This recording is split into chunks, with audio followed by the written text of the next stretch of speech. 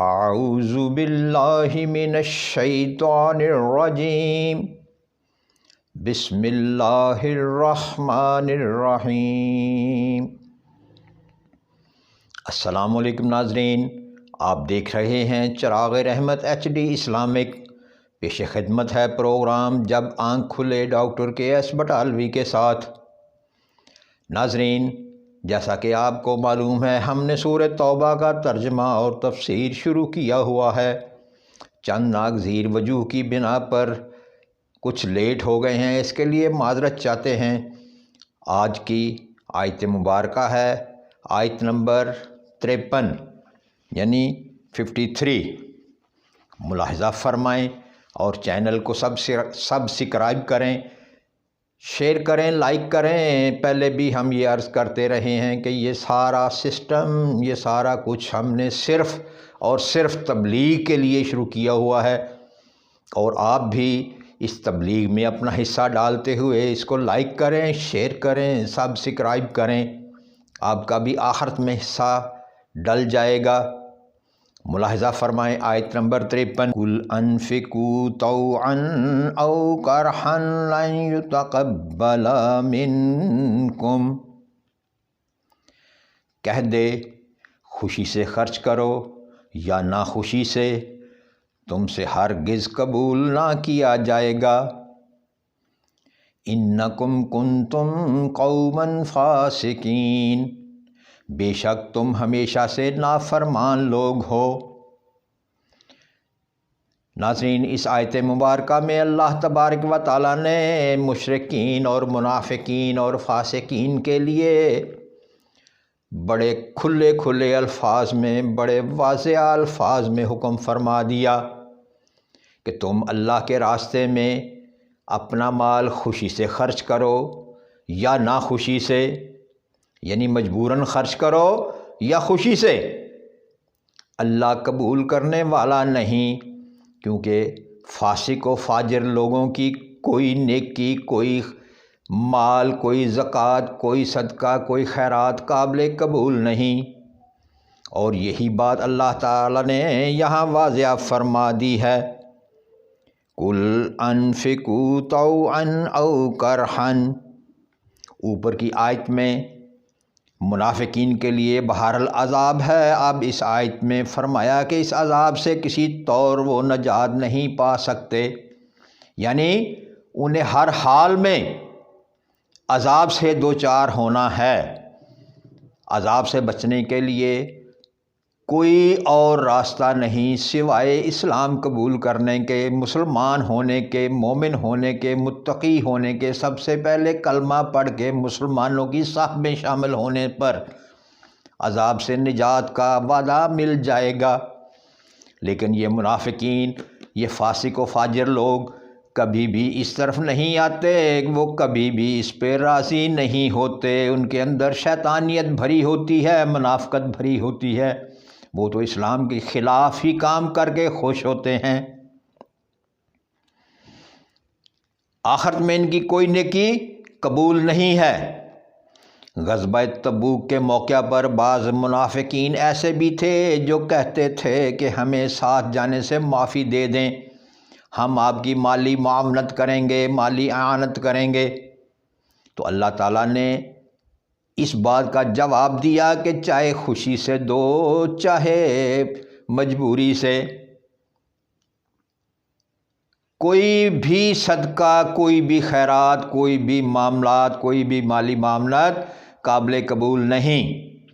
اور ایسے لوگوں کو جہنم کا عذاب ملنے والا ہے، ہر حال میں ان کے لیے عذاب مل کے رہے گا۔ آخرت کے عذاب میں ان کو کوئی نجات نہیں، کوئی صورت نہیں نجات کی۔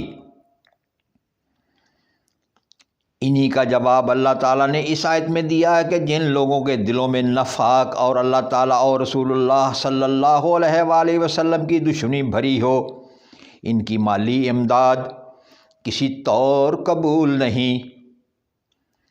یعنی یہ بات واضح ہو گئی، ایسے شخص کی کوئی مالی معاملات، چاہے وہ مسجد کے لیے ہو، چاہے وہ مدرسہ کے لیے ہو، جس کے اندر فسق و فجور بھرا ہوا ہے، جس کے اندر منافقت بھری ہوئی ہے، اس کی کوئی مالی امداد قابل قبول نہیں، نہ جہاد میں، نہ مساجد میں، نہ مدارس میں، چاہے وہ خوشی سے دیں یا ناخوشی سے، قابل قبول نہیں۔ شاہ عبد القادر رحمۃ اللہ علیہ لکھتے ہیں، جد بن قیس نے مال خرچ کرنے کی بابت جو کہا تھا، اس کا جواب یہ ہے کہ بے عقیدہ بے اعتقاد، یعنی جو مسلمان نہیں ہے، جو متقی نہیں ہے، جو مومن نہیں ہے، اس کا مال قابل قبول نہیں۔ یعنی اس بات سے یہ بھی ثابت ہوتا ہے کہ ہمارے مسلمانوں میں بھی کچھ لوگ ایسے ہیں جن کے عقائد درست نہیں ہیں، جن کے مال کی آمد و رفت درست نہیں ہے، جو ناجائز ذرائع سے کمایا جاتا ہے، جو حرام کی کمائی کہلاتی ہے، وہ کمائی مساجد میں، مدارس میں اور جہاد میں قابل قبول نہیں۔ انکم کنتم قوم فاسقین، عمل کی قبولیت کے لیے تقوی شرط ہے۔ یعنی اگر آپ چاہتے ہیں کہ آپ کا رب آپ سے راضی ہو جائے، آپ کا مال جو اللہ کے راستے میں خرچ ہوا ہے وہ قبول ہو جائے، تو اس کے لیے تقوی شرط ہے، متقی ہونا شرط ہے، جو تم میں ہے ہی نہیں۔ یعنی اللہ تبارک و تعالیٰ نے منافقین، مشرکین اور فاسقین کو یہ صاف صاف کہہ دیا کہ تم میں تقوی نام کی کوئی چیز نہیں، تمہارے دلوں میں نفاق، اسلام دشمنی، ایک دوسرے کے ساتھ جنگ و جدال، ایک دوسرے کی عزت، مال، سب کچھ لوٹنے کے لیے آپ لوگوں کے دلوں میں نفاق بھرا ہوا ہے۔ اور منافق لوگ، فاسق و فجور کرنے والے لوگ تقوی نہیں رکھتے، ان میں تقوی نام کی چیز ہی کوئی نہیں، اور اعمال کی قبولیت کے لیے تقوی پہلی شرط ہے۔ جیسے کہ سورہ بقرہ میں اللہ تبارک و تعالیٰ نے پہلی آیت میں فرما دیا، الف لام میم ذالک الکتاب لا ریب فیہ ھدی للمتقین۔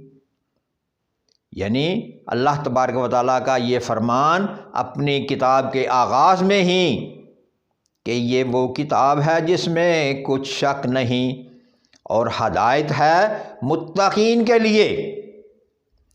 یہی بات اس آیت میں اللہ تبارک و تعالیٰ نے فرمائی ہے کہ متقین کے لیے قبولیت ہے، اور جس کا تقوی نہیں، اس کی کوئی عبادت، کوئی صدقہ، کوئی خیرات قابل قبول نہیں۔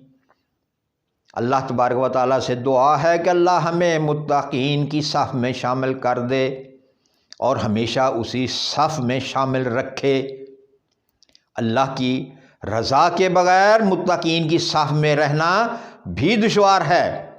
اللہ ہمیں متقین کی صف میں، اپنے مخلصین کی صف میں شامل کر لے اور ہمیشہ انہی میں رکھے۔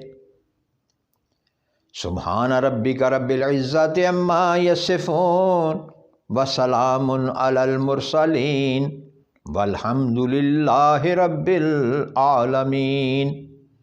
دیکھتے رہیں چراغ رحمت HD اسلامک۔ آئندہ پروگرام تک اجازت، اللہ نگہبان۔